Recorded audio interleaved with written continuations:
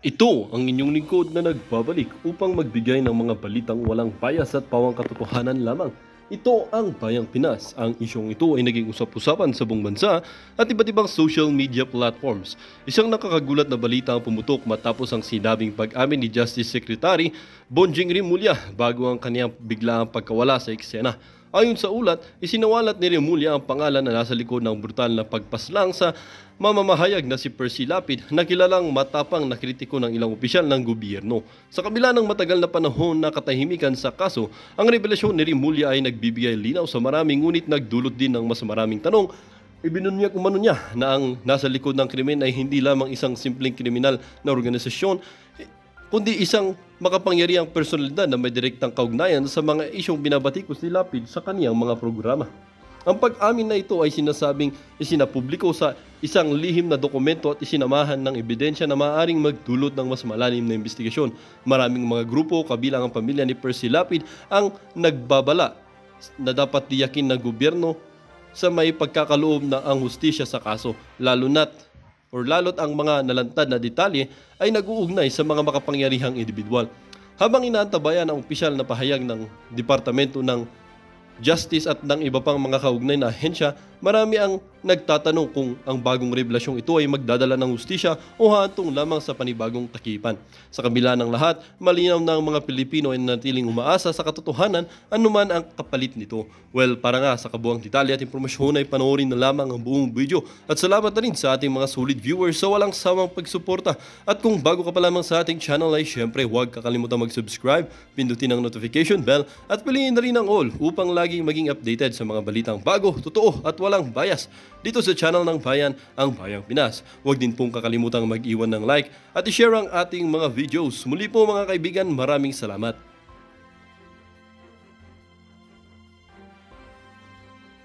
Kasi kung hindi sila magkaaway, kung may unit team sila, dapat kompleto ang pamilya, di ba? Pasko yan.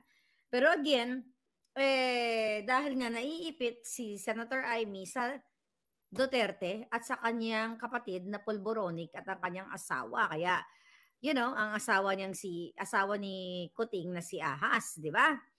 So, yan ang nangyayari sa loob. Na galit ngayon si Kuting, si Ahas, ang mga asa palasyo kung bakit nalalaman ko tong impormasyon na ito. Kaya gumagapang sila ngayon, naghanap sila ng mga tao kung paano gurgurin yung ating mga informante, ating mga puting as, at kasama na ako doon. So, kailangan talaga namin ng boses ng bayan. Kailangan namin ng tulong ninyo kasi mga kapalangga, sa pamamagitan ng pag-amplify o pag-echo ninyo sa mga vlogs natin dito, nalalaman ng taong bayan para hindi makaporma to mga ginayupak na to.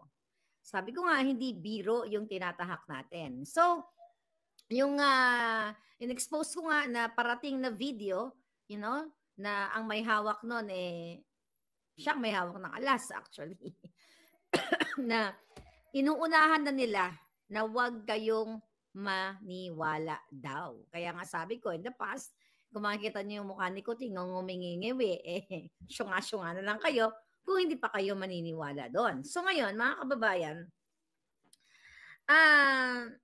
punta muna tayo dito sa ginagawa ni mamaya na si Bonjing. So 'di ba sinabi ko sa inyo na itong si Lisa talagang ginagawa niya ang lahat, si Ahas talagang sinusuppress niya ang lahat. Kayo dyan sa Pilipinas o kahit saan man na pwede niyang mabayaran ng salapi ng bayan. Remember the ICC issue nang sinabi ko sa inyo yon, November 18, nagipitin si SMNI, si Kiboloy, lahat. 'Di ba? Wala pa yung kay Eric at kay Lorraine. 'Di ba na na-expose na natin 'yan. Ang sinabi ko rin sa inyo na may mga vloggers like me, okay, na o-offeran nila. Kaya nga, magtatanong kung ano ang gusto kong mangyari para tumahimik ako. Kasi sinabi ko sa inyo, ang kondisyon, di ba, may lumapit sa akin, remember that? Ilan ba ang lumapit sa akin at nag-offer? Una, I think first quarter of the year, na sinasabing ano ba ang gusto ko, mamili lang ako kung ano, okay, ang gusto ko. Then, etong recently, mga palangga, I think November, na sinabi ko sa inyo na tinanong din ako kung anong offer na gusto ko. Ang sabi ko, anong kondisyon? Sabi ko, mag-resign si Kuting. So, operan itong mga vlogger, mga mainstream media, or kakasuhan. So, sa akin, ito yung nangyari sa akin. Inoferan ako, hindi ko tinanggap kasi gusto ko, ang kondisyon ay bumabasik kuting. Dahil pulboronic video yan, ay pulboronic ano yan eh, pulboronic first gentleman at pangloloko sa taong bayan. Number 2, kakasuhan. Di ba kinasuhan nila ako? Kinasuhan ako ni Lisa Ahas Mugs sa pamamagitan ni Taerna. So, ginawa na nila yon. Harassment. Ginagawa na nila to sa akin, mga palangga. Ano ba ginagawa ni Lisa? Harassment. Hindi nyo pa nakikita, hindi lang sa akin, yung mga informante na pinagbibintangan nila. Actually, hindi na pinagbibintangan, tamang hinala. Diyan sa Malacanang, sa iba't ibang ahensya. Baliw na si Lisa Smugs at si Kuting. Kung sino ba talaga itong mga putingasko. Kasi lahat ng ating mga ini-expose dito ay talagang pasok sa banga. Right? Harassment. At ang pinaka-apat, kapag hindi ka, di ba, o-offeran ka, syempre, pag o-offeran ka, tinanggap mo, sa first step pa lang, ibig sabihin, binenta mo na yung prinsipyo mo. Kasi, let's say, for example, di ba, sinabi ko sa inyo, ako dito, pasabog ng pasabog na minumura ko ng mga hinayupak na ito, lahat, na hindi na malamon ng iro. Okay? Tapos sa labas na din, pupuruin ko. Yung ganda-ganda mo ni Lisa Smugs, hindi siya butod, sexy siya, kasing sexy niya yung mga Kardashians, o kasing sexy niya kung sino man ang sex, di ba? So, babaliktad ako, kasi nga, nasungal na lang na yung bunganga, di ba? So, yun yung step na first step is o-offeran. Remember, I think November vlog ko yan. Ang sinabi ko dyan sa inyo, mga kababayan, aalukin pa ng trabaho. Okay? Aalukin ka pa ng trabaho, bibigyan ka ng trabaho. Pag mainstream media ka naman, kunyari, isang reporter ka, nag-uulat ka ng mga tama laban sa demonyong gobyernong ito. Anong gagawin sa'yo? O-offeran ka ko, 20,000 ang sweldo mo, double nila to 40,000 para manahimik ka.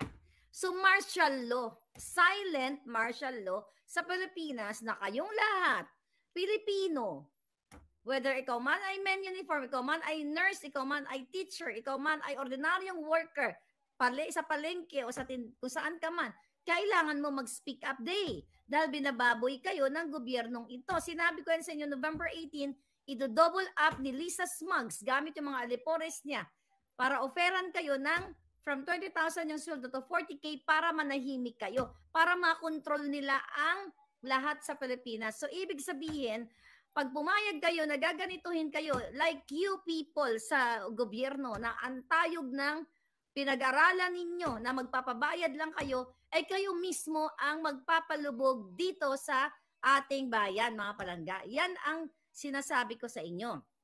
So, o-offeran. So, ito yung nangyayari ngayon, kaya tahimik ang ibang mainstream media at ang mga vloggers ay bumabaliktad.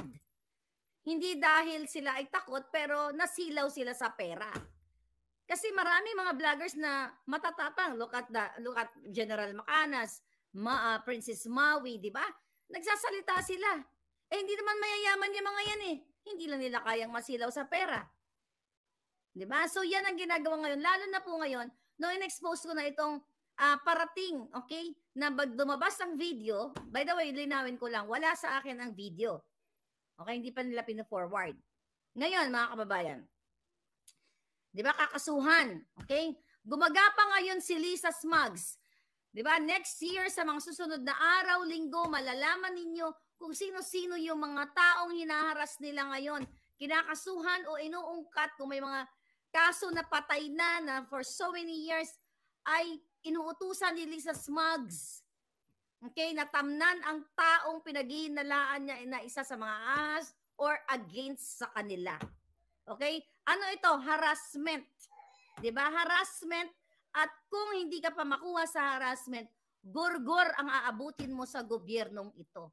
Kaya sabi ko nga, ano pa ang ginagawa ninyo? Magpapagurgor na lang ba tayo? Magpapabayad na lang ba itong mga bayaran na mainstream media? So, nasa inyo ang mga nasa inyo mga kamay kung paano ito lulutasin. At going back dito kay Amy Marcos na absent sa New Year's Eve nila, Okay, ulitin ko, nagko-contemplate pa siya siguro kung paano niya ipapacify, okay? Paano niya pipigilin ngayon itong mga pulboronic video na ito or paano niya i-reconcile si Kuting at si Lisa, si Sarah. Okay, dahil ito yung nangyayari sa likod ng camera. Paulit-ulit natin sinasabi na talagang gugurgurin nila si Inday. Gugurgurin nila ang Duterte sa kahit anong paraang paggugurgur. Pinagkanulo na nga sa ICC. Ngayon, mga palangga, punta tayo kay Bonjing Remulla. Ito si Bonjing ay inaaratay talaga. But nakita nyo, Pasko nag-post siya ng picture na nakaupo na mukhang isang bulati na lang ang hindi pumipirma.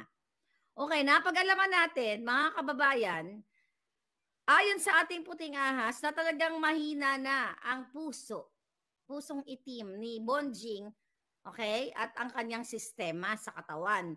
Hindi naman tayo nag-wish ng pagka-gurgur niya sa sarili niyang, kaletsyan.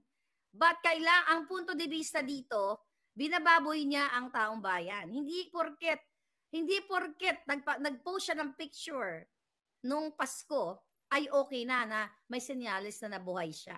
Okay. Mahigit na siya 1 buwan, kung tama yung pagkabilang ko ng mga araw, kasi November, huli ko siyang nakita doon na may live siya. Di ba naalala no, June, nag-wellness leave siya for 10 days, si Bonjing. Kasi nagkaroon siya ng bypass operation. Okay? So, okay yon. Kasi what? Kasi sinabi niya sa taong bayan na siya ay nakakaranas ng health problem. Okay? Pero ngayon, mga kababayan, ayaw niyang magsalita.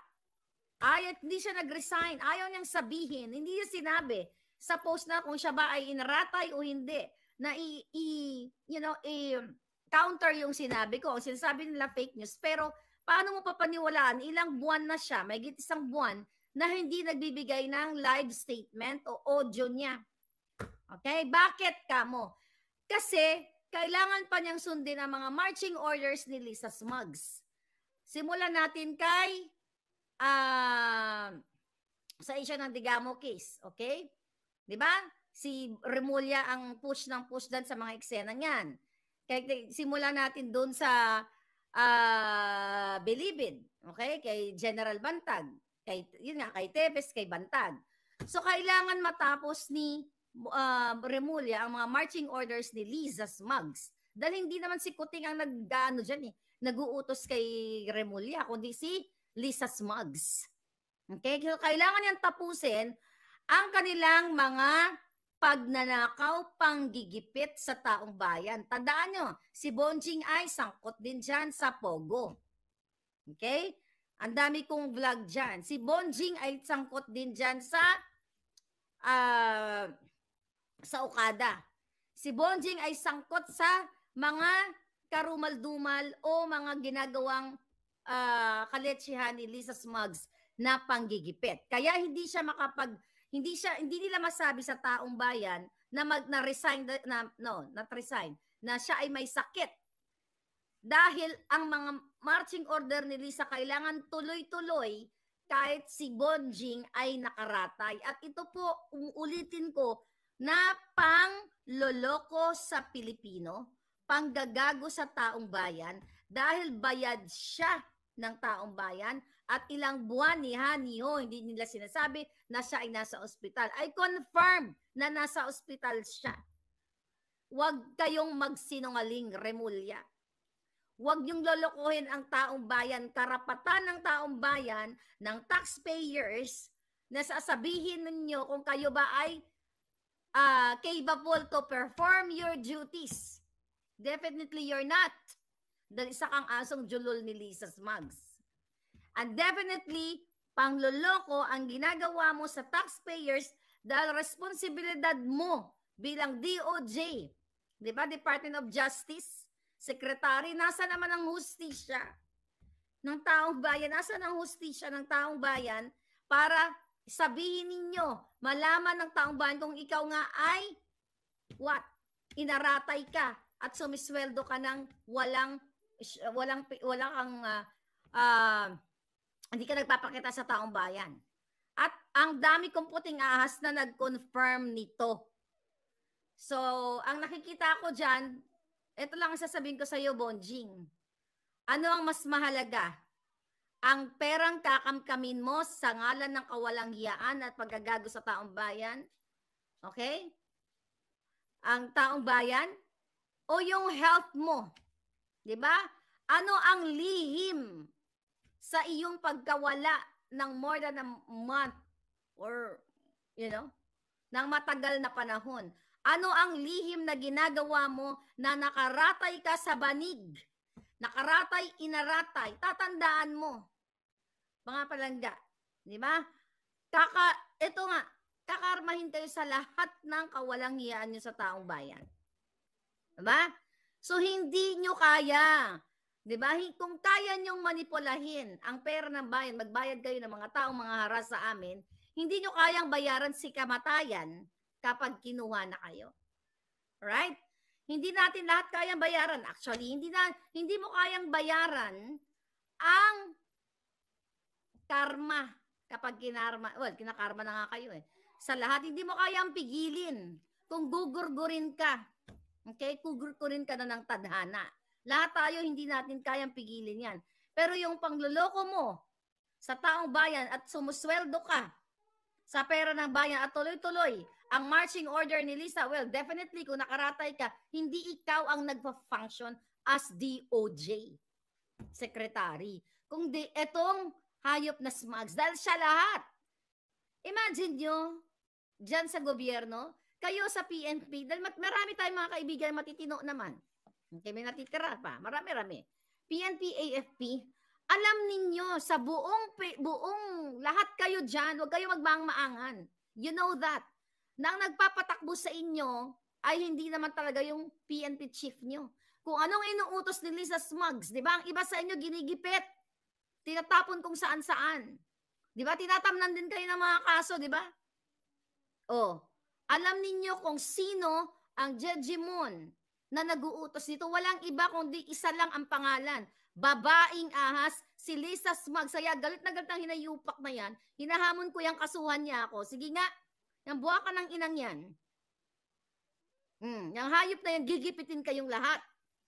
Lahat ng mag-oppose sa kanya, pwede kayong gurgurin. Yan ang ginagawa niya. Tatahimik-tahimik lang niyang, kunyari, nag-iinarte dyan.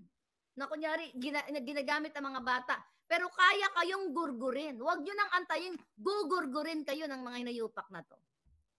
Kayo dyan sa PNP, AFP, lahat kayo. Sa sangay ng gobyerno, akala nyo hindi niya kayong gugurgurin? Kung kaya niyang anuhin ang mga kamag-anak niya, ni Kuting, lahat sila. Dahil pati mga kamag-anak ngayon ni Lisa Smugs at ni Kuting ay pinaghihinalaan nila na puting ahas. Kaya hinahamon ko kayong lahat sa gobyerno dahil alam nyo kung sino ang nagmamando sa inyo. Ngayon, plastic sa inyo, kaya kayong gurgurin. Diba? Bakit ba tahimik ang mga kututong nakipaglaban kayo sa bayan? Look at Larry Gadon. Diba? Dating ingay-ingay yan. Babal, bobo. Temo tahimik. Alam niya mismo kung anong nangyayari. Tahimik. Diba?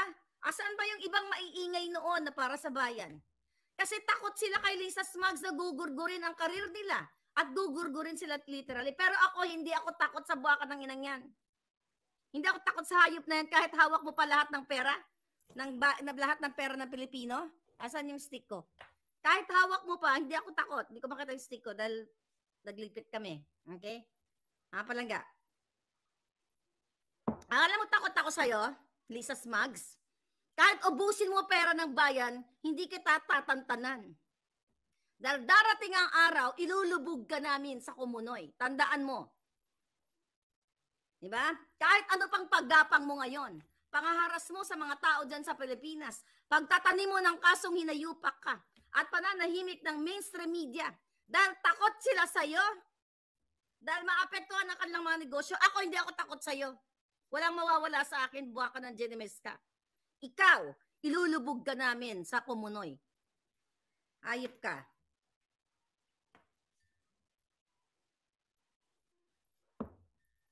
Ngayon, mga palangga, doon sa ating expose ngayon ay natataranta si Lisa Smugs. Hinahanap niya nga na ngayon kung sino ang may hawak ng video at bibilhin niya. Yan ang nakarating sa atin ngayon. Hinahanap niya ngayon kung sino ang may hawak ng video ng pulburon. Dahil bibilhin niya. So sorry ka na lang. Nakakalat na yan. At I don't think na ang may hawak niyan ay ipapagbili niya. Mga kababayan, sobra na ang Marcos administration na ito. Kailangan nyo nang kalusin. Dapat, bago itong taong 2024, ilulubog na natin sila lahat. Kaya yung may mga hawak ng mas malupit na alas, ako ay naging kasangkapan lamang ng tadhana. Naging kasangkapan lang ninyo. Nasa Amerika ko, wala akong tutusin, wala akong kinalaman, di ba? Kung hindi nag-forward sa atin ang mga impormasyon, kung gaano kahayop ang ginagawa ng gobyernong ito, wala akong malalaman. Ginamit ako ng tadhana. Naging instrumento ako para sabihin sa taong bayan.